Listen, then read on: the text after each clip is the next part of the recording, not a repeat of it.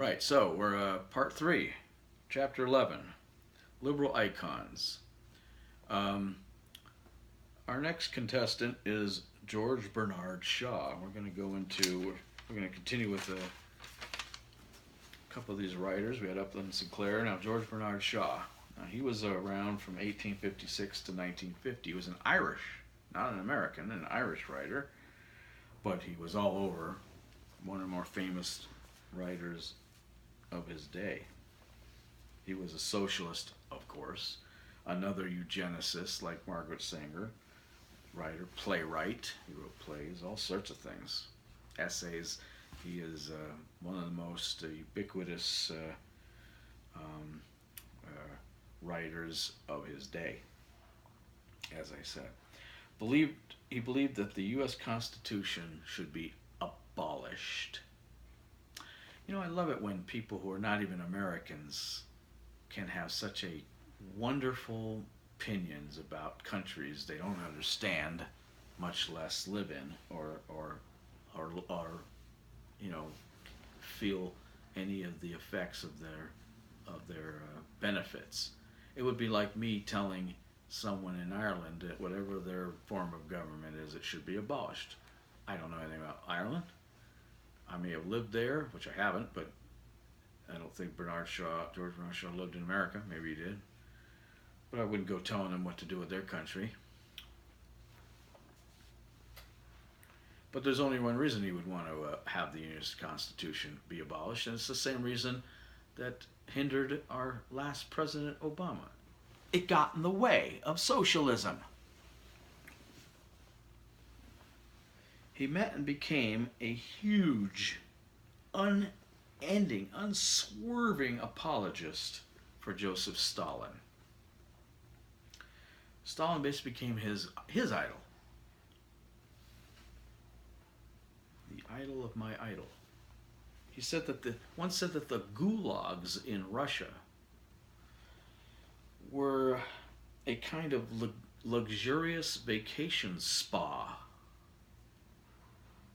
Of course, later on, when it was proved otherwise, he had to take that back.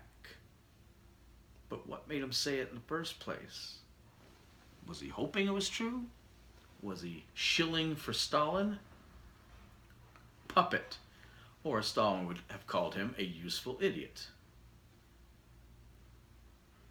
He wrote, if we desire, quote, if we desire a certain type of civilization and culture, we must exterminate the sort of people who do not fit into it, unquote. Margaret Sanger, anybody? They were two birds of the same feather. More of the same sick crap. 1910, he had a lecture advocating using poison gas. 1910. Before even the World War I, where the mustard gas was used.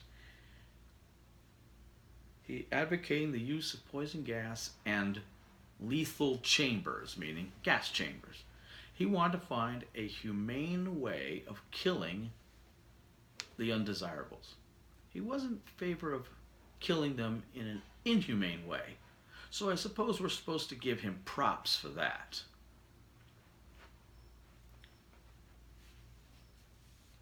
When asked what he would do if he were Prime Minister of England, while the Nazis were at this time the Nazis were poised in the English Channel during World War II, and there were nightly bombings in London, the Blitzkrieg. He asked what he would do if he were Prime Minister. He said, welcome them as tourists.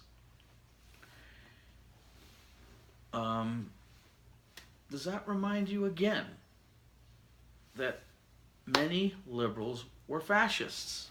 They were pro-Hitler.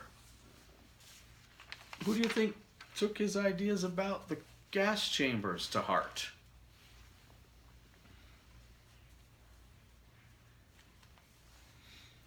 Don't tell me these liberals are not fascists. Don't tell me they were not historically in favor of this stuff one way or the other. Now, you might say, well, how can you be a communist and a fascist? you're forgetting something. It's not just fascism per se. There are types of fascism, but in the end, they're all totalitarian, and that was what the real key was. But also don't forget what the Nazi Party's name was. The Nationalist Socialist Party. That's not an accident. Another famous writer, which, again, the most famous writer probably on this list, H.G. Wells, who, when it came to his writing, I love it. I like his stuff. I like it when it's painted in the movies. I like it in the books. You separate him as a writer from a human being, you got something. Unfortunately, you can't. As a human being, he was a piece of dog dung. He lived from 1866 to 1946. Another socialist, another eugenicist, and actually he was also, just to top it off, an anti-Semite. Another thread you will find running through a lot of the liberals and all these icons is not only did they want to have a pure race, not only were they all socialists and communists, they were also anti-Semites. He actually once, and often I should say, sneered at the idea of human liberty. Thought it was a joke. He was a total advocate of utopianism. He wrote, "No doubt utopia will kill all the deformed and monstrous, evilly diseased babies, or births." In other words, he was hoping for utopia, and because he thought utopian society would kill all the undesirables again. He advocated Nazism during a 1932 speech, where he said, I quote, "I am asking for liberal fascisti, for enlightened Nazis," unquote. He wrote, quote, a careful study of anti-Semitism, prejudice, and accusations might be of great value to the Jews, who do not adequately realize the irritation they inflict," unquote. Sound tolerant to you? Sound open-minded to you? On what planet are these ultra-radical left-wing nutjobs tolerant and open-minded? And therefore, and to extend that, on what planet are any liberals, progressives, actually tolerant and open-minded? Look at what they do today. They do everything to say that we should promote tolerance and open-mindedness, and then turn around and do absolutely none of it. A favorite of my grandfather, a socialist, as I wrote in my book, Noam Chomsky.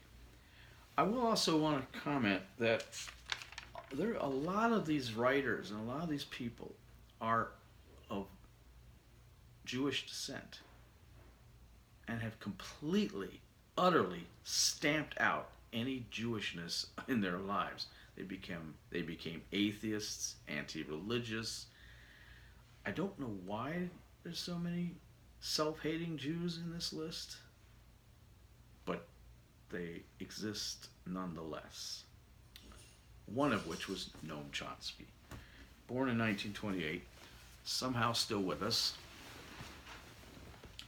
Extreme left-wing propagandist and genocide denier. He was born to Jewish parents. His father was a Russian immigrant. But he sides with Palestinians today, against Israel, and against American foreign policy and Israeli foreign policy. And he supports Hezbollah, or has been known to support Hezbollah, the terrorist group in the Middle East, one of many, that is against Israel and Jews. You got to be a self-hater to be this extreme in your views against your own people. supports the rights of Holocaust deniers to express their views, which in and of itself is actually kind of First Amendment-y, except that he believes the denial of gas chambers or Holocaust is not anti-Semitic. Well, now you've gone too far.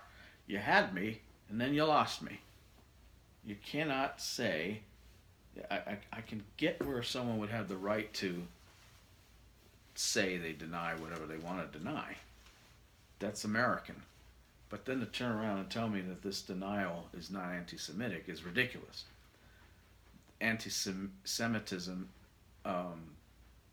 runs through as a common thread through all of that denying of the Holocaust and of the gas chambers. That's one of the things that drive those beliefs. So he's an idiot. Big shock. Supports or repeatedly denied the level of genocide which occurred in Pol Pot's Cambodia, for instance, where thousands and thousands and thousands of people were actually killed. He constantly, over time, kept talking over and over about how it was overblown and how it wasn't as bad as they said, and excuse after excuse after excuse from a murdering dictator. Now, why would you even want to be on that side of the discussion? He claimed that Pearl Harbor, the attack on Pearl Harbor, saved lives. Not sure whose lives were saved. Not sure how he calculated that. And he also said that America and Britain used the Nazis to attack the USSR and which prolonged the Holocaust.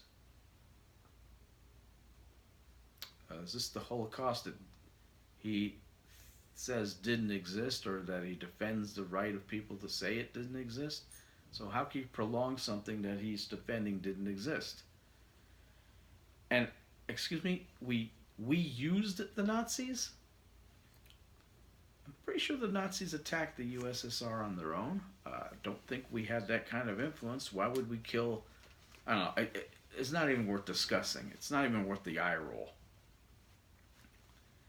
This man is absolutely deranged. He denied the genocide in China at the hands of the communist Mao,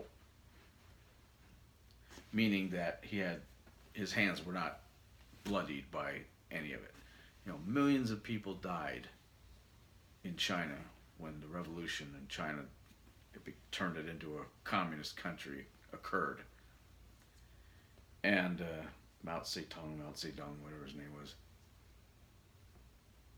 to deny that, on top of all their denying that he's doing. What is the point? There's a reason for this. And I'll tell you in a second, if you haven't figured it out already. He also denied that Nicaragua's Sandinista regime committed any human rights violations, despite proof that 8,000 political murders occurred in just the first 3 years of the regime alone. Now, what's the reason behind all this denying of any wrongdoing and killing and murdering and mass murdering of dictators? Because all those dictators had something in common. They were all communists, like he is. He's just protecting his own. Now, how you can sit there knowing, because you know he knew, that they were murderers, and still want to stay as a communist and not bolt, saying, I'm not with these people, look what they do. Tells you all you need to know about the left and liberals and progressives in this country. As I've said 1,000 times, none of this crap matters if it goes against the agenda. Ideology and agenda trump all. Even if it means you have to deny who your party is, who your people are, what your history is, what you stand for. If you have to deny it all to reach your goal, they will do it. He once called 22 Israeli school children, which were killed by Palestinian terrorists, as being part of a paramilitary group. That the school children were part of a paramilitary group.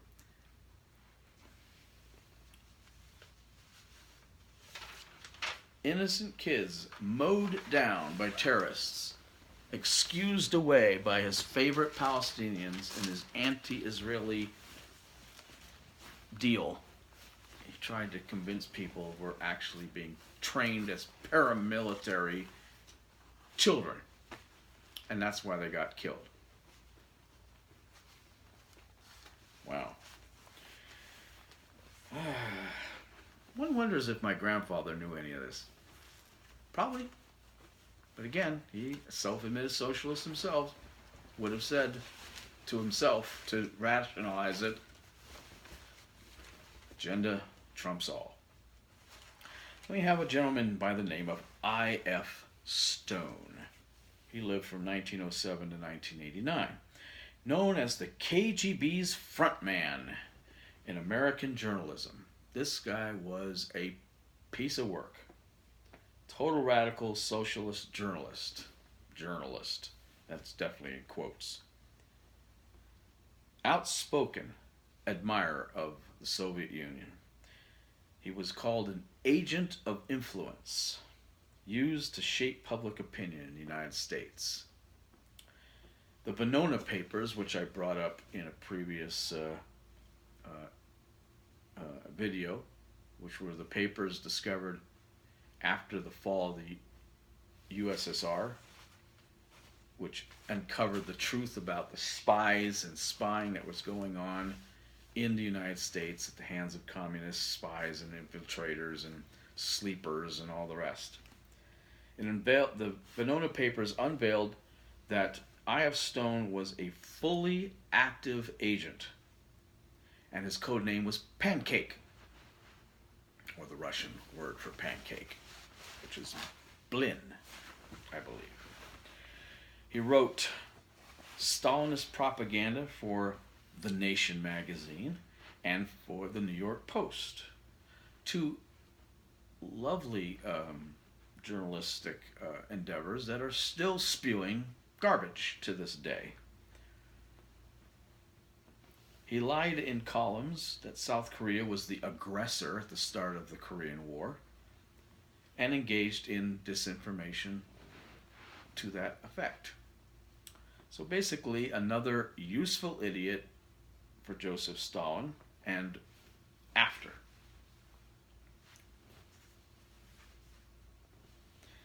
And we have our friend Edward R. Murrow. Now, Edward R. Murrow wasn't maybe the worst guy, broadcaster, journalist in the world.